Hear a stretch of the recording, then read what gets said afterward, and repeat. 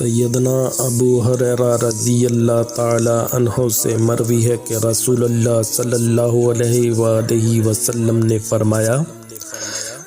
جو شخص دن میں 100 مرتبہ یہ دعا پڑھ لے گا، لا الہ الا اللہ وحدہ لا شریک لہ، لہ الملک ولہ الحمد وہو علی کل شیء قدیر، اللہ کے سوا کوئی معبود نہیں، وہ اکیلا ہے، اس کا کوئی شریک نہیں، اسی کے لیے بادشاہت ہے اور اسی کے لیے سب تعریف ہے،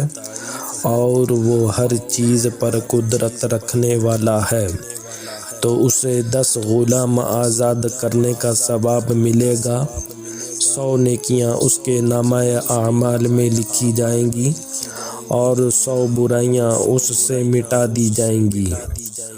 اس روز دن بھر یہ دعا شیطان سے اس کی حفاظت کرتی رہے گی، یہاں تک کہ شام ہو جائے اور کوئی شخص اس سے بہتر عمل لے نہ لائے گا